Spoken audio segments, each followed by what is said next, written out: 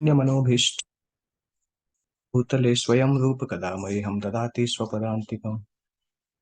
नमो विष्णुपादाय कृष्णपृष्ठाय भूतले श्रीमते भक्तिवेदांत स्वामिनिति नामिने। नमस्ते सारस्वती देवे गौरवाणी प्रचारिणे निर्विशेष शून्यवादी पाश्चात्य देशतारिणे। जय श्री कृष्ण चैतन्य प्रभु नित्यानंद श्री अद्वैत गदाधर शिवासादि गौर भक्तवृंद। हरे कृष्ण कृष्ण कृष्ण हरे हरे, हरे राम राम राम हरे हरे।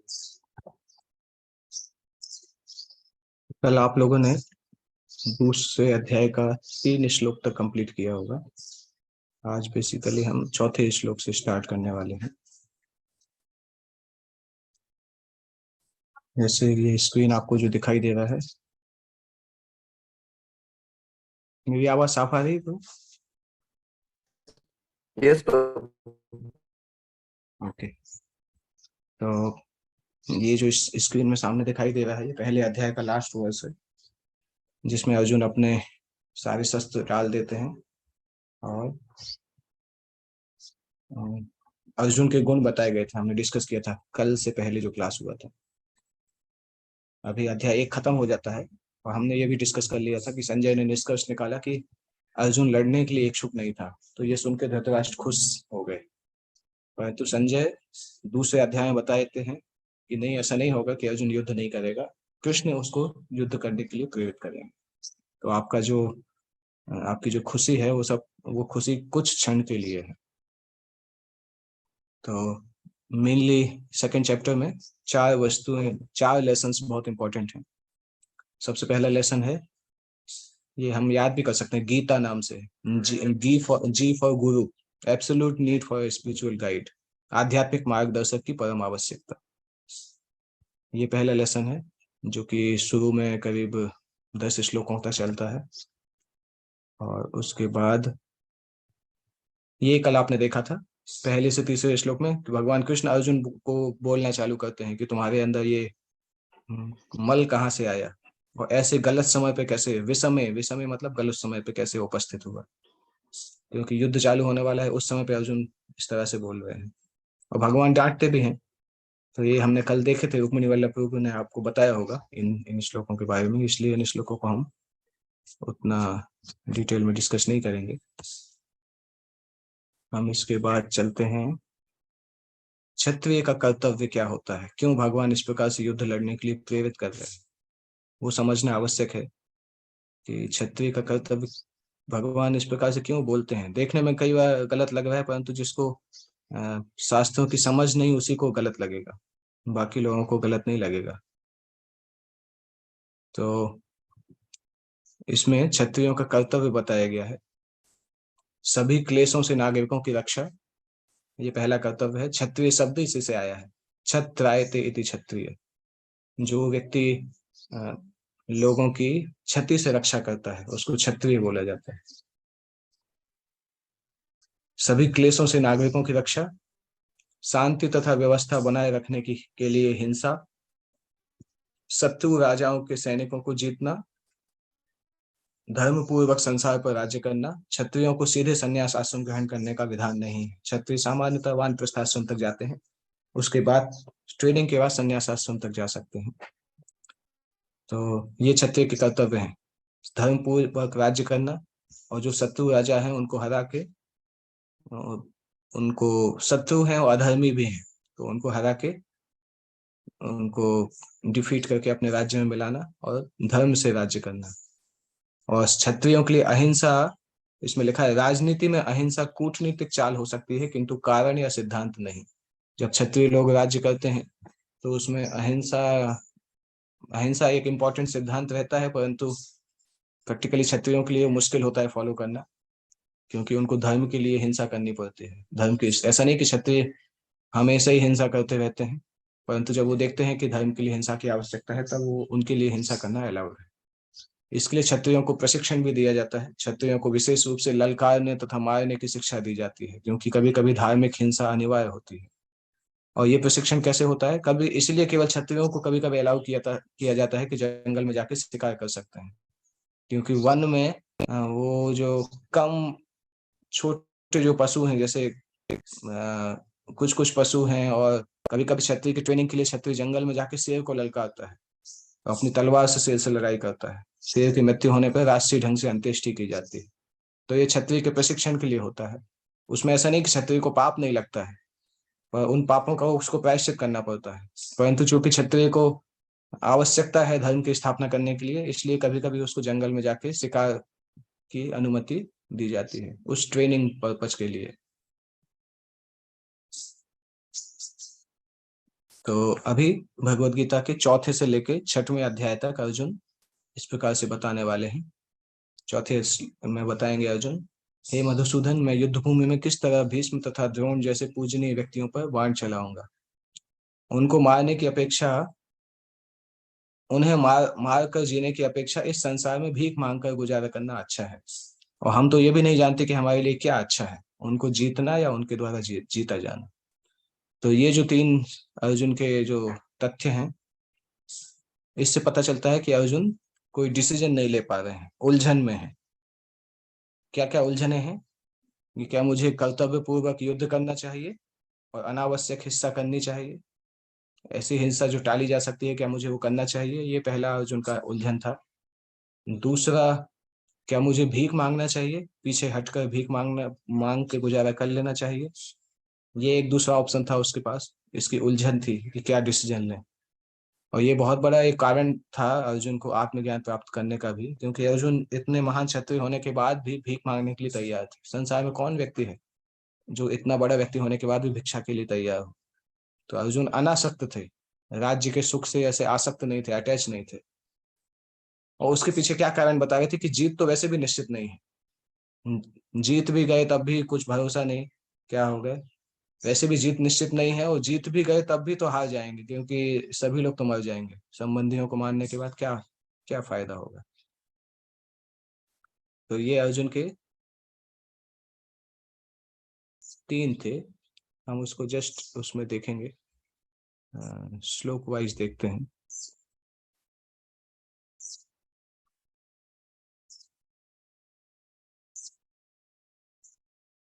या चौथे श्लोक में अर्जुन, हमने ट्रांसलेशन ऑलरेडी डिस्कस कर लिया है कि मैं किस प्रकार से युद्ध में भीष्म द्रोण को मारूंगा।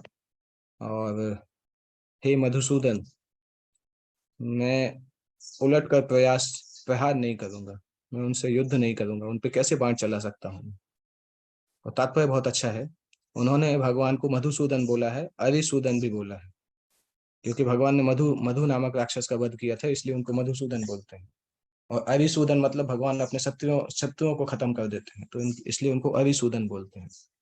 तो अर्जुन कृष्ण को एक प्रकार से पूछ रहे हैं इनडायरेक्टली कि आपका नाम तो मधुसूदन अरिसूदन है, क्योंकि आप तो अपने शत्रुओं को मारते हो, परंतु आप मुझसे बोल रहे हैं कि मैं अपने गुरुओं को मार दूं।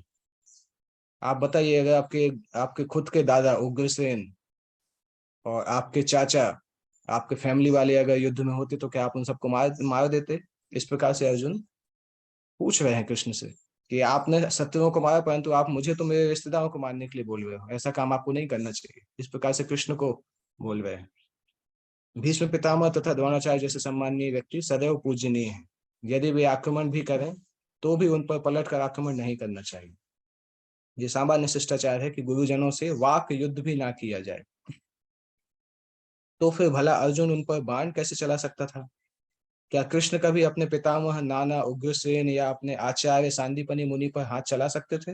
अर्जुन ने कृष्ण के समक्ष ये तर्क प्रस्तुत किए, डायरेक्टली कन्फ्रंट कर रहे हैं कृष्ण को कि आप बताइए, सांदीपनि मुनि से आप लड़ाई कर सकते हैं या अपने दादाजी उग्रसेन से लड़ाई कर सकते हैं। आप तो केवल शत्रुओं को मारते हो, परंतु आप मुझसे बोल रहे हैं कि मैं रिश्तेदारों को मार दूं, अपने गुरु को मार दूं, दादा को मार दूं, ऐसा कैसे। ऐसा नहीं करना चाहिए। आपको मुझे ये नहीं बोलना चाहिए कि युद्ध करना है। अगले श्लोक में बताते हैं, गुरुन हत्वा हि महानुभावान् श्रेयो भोक्तुं भैक्ष्यमपीह लोके हत्वाथ कामास्तु गुरूनिहैव भुञ्जीय भोगान रुधिर प्रदिग्धाम। इसमें बता रहे हैं भुञ्जीय भोगान रुधिर प्रदिग्धाम। अगर हमने इन सबको मार के राज्य प्राप्त किया, तो जिस भी वस्तु का हम भोग करेंगे वो सारी वस्तुएं इनके रक्त से सनी होंगी, क्योंकि हम इनको मार के उन वस्तुओं को प्राप्त करेंगे। इसलिए गुरुन हत्वा श्रेयो भोक्तुम भैक्षम अपूर्व लोके। गुरुओं को मानने से तो अच्छा है कि हम संसार में भीख मांग के जीवन जी लें। इस प्रकार से अर्जुन बोल रहे हैं कि इनको मानने से ज्यादा अच्छा है कि हम संसार में भीख मांग लें। मार के क्या करेंगे? भले ही वो लोग भोग के इच्छुक हों, हत्वात कामांस्तु, भले ही वो लोग हमें मानना चाहते हैं, परंतु है तो गुरु ही, है तो बड़े लोग, हम क्यों उनको मारें? क्योंकि उनका वध होगा तो हम जो भी भोगेंगे वो उनके रक्त से सना हो। तो यहाँ पे अर्जुन की एक मिस्टेक है, क्योंकि शास्त्र बताते हैं कि गुरु अप्यावलिप्तस्य कार्याकार्यम अजानतः। ऐसा गुरु जो कि ये नहीं जानता है कि क्या करना चाहिए क्या नहीं करना चाहिए, ऐसा गुरु गुरु लायक नहीं है। और गुरु जब अधर्म के पक्ष में हो, निंदनीय कार्य करे, तो गुरु को त्याग कर सकते हैं। क्योंकि धर्म धर्म के गुरु का कर्तव्य है कि शिष्य को धर्म सिखाना और धर्म के पथ पर रहना। अगर गुरु अधर्म के पथ पर है तो फिर गुरु का सम्मान, उसका सम्मान हम कर सकते हैं, परंतु उसकी शिक्षाओं को हम पालन नहीं कर सकते, उसका त्याग करना चाहिए गुरु के जैसा।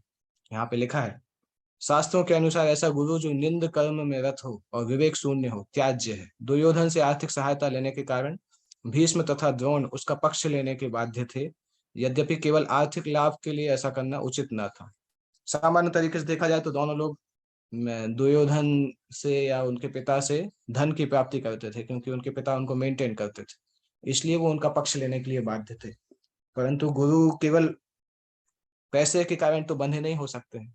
गुरु तो धर्म के लिए आगे बढ़ जाते हैं। अगर अधर्म हो रहा हो तो उसका विपक्ष में आते हैं। इसलिए उस अवस्था में ये दोनों लोग गुरु के जैसा कार्य करने के योग्य नहीं थे, परंतु अर्जुन उनको भी गुरु समझ रहे हैं। केवल आर्थिक लाभ के लिए भीष्म द्रोण को उनका पक्ष नहीं लेना चाहिए था कौरवों का। ऐसा करने से वो आचार्यों का सम्मान खो बैठे थे। किंतु अर्जुन सोचता है कि इतने पर भी वो गुरुजन है, इसलिए उनका वध करके भौतिक लाभों का भोग करने का अर्थ होगा रक्त से सने अवशेषों का भोग। तो बहुत इंपॉर्टेंट है। अगर हम टीचर बन रहे हैं तो टीचर कोई भी लीडर है, टीचर भी लीडर होते हैं, माता पिता बच्चे के लिए लीडर होते हैं, राजनेता होते हैं। तो कोई भी लीडरशिप पोजीशन पर कोई व्यक्ति है, उसके लिए बहुत जरूरी है कि वो धर्म के रास्ते पे चले, कोई भी छोटे मोटे स्वार्थ के कारण धर्म को नहीं छोड़े। भीष्म और द्रोण के का जैसा एग्जाम्पल दिया है कि उन्होंने आर्थिक कारणों के कारण अधर्म का साथ दिया। तो ऐसा नहीं करना चाहिए था। क्यों ऐसा करने से व्यक्ति फिर लीडरशिप क्वालिटीज खो बैठता है, तो ऐसे व्यक्ति को लीडर नहीं बोला जा सकता। सबसे इंपॉर्टेंट है लीडर के लिए कैरेक्टर और धर्म का साथ देना, ये सबसे इंपॉर्टेंट है। इसके बाद 6वां श्लोक आता है, न चैतद्विन्नः कतरन्नो गरीयो यद्वा जयेम यदि वा नो जयेयुः यानेव हत्वा न जिजीविषाम स्तेव स्थिता प्रमुखे धार्तराष्ट्राः। न चैतद विद्य कतरन्नो गरीयो, हमें ये भी नहीं पता कि उनको जीतना अच्छा है कि उनके द्वारा जीता जाना अच्छा है। यद्वा जयेम यदि वा नो जयेयुः, उनको जीते कि उनके द्वारा जीते जाएं, हमें ये भी नहीं पता है। क्योंकि हम उनको अगर मार देते हैं तो भी हम हार ही जाएंगे। जीवित रहने की आवश्यकता नहीं, क्योंकि सबको मार देंगे तो फिर हम क्या करेंगे। और तब भी कितनी विडंबना है कि वो लोग हमारे सामने ही खड़े हुए हैं। कोई ऐसा नहीं कि वो लोग हार मानने के लिए तैयार हैं, वो भी सामने खड़े ही हुए हैं युद्ध भूमि में। तो अर्जुन को अभी समझ में नहीं आ रहा है कि क्या करना चाहिए। यहाँ पे कंफ्यूज हो चुके हैं पूरी तरह से, युद्ध करे कि नहीं करे। एक तरफ क्षत्रिय होने के कारण उसको युद्ध करना चाहिए, और दूसरी तरफ अगर युद्ध करेगा तो सगे संबंधी सामने खड़े हैं, तो उनके साथ युद्ध करना चाहिए कि नहीं। क्योंकि युद्ध से विमुख होकर अर्जुन के पास भिक्षा भिक्षा के अलावा और कोई रास्ता नहीं था। क्योंकि अगर शत्रु को नहीं जीत पाएंगे तो बाद में फिर गांव में या जंगल में जाके भिक्षा जैसे ही काम करना पड़ेगा। और अगर जीत भी गए, ज्यादा चांसेस जीतने के हैं क्योंकि अर्जुन धर्म की तरफ है।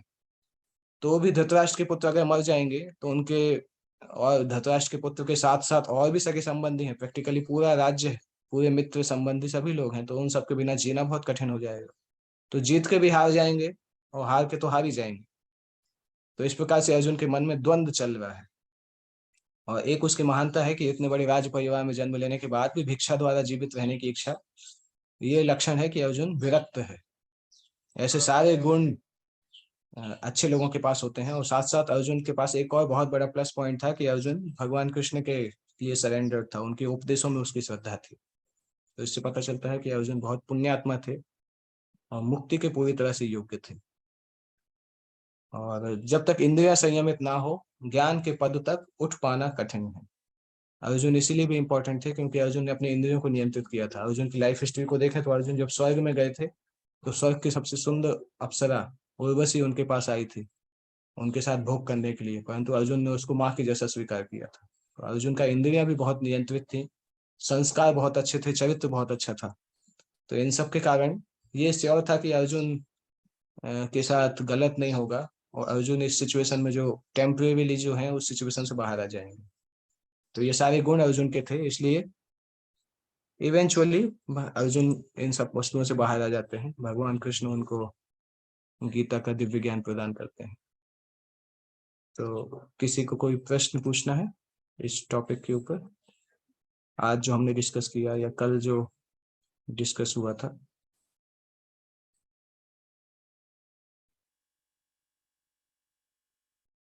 ओके, अगर कोई प्रश्न नहीं है तो हम एंड करते हैं। कल जो है हम 7वें श्लोक से करेंगे जो कि गीता का मुख्य श्लोक है, वहां से हम स्टार्ट करेंगे। श्रीमद् भगवद गीता की जय। जगत गुरु श्रील प्रभुपाद की जय।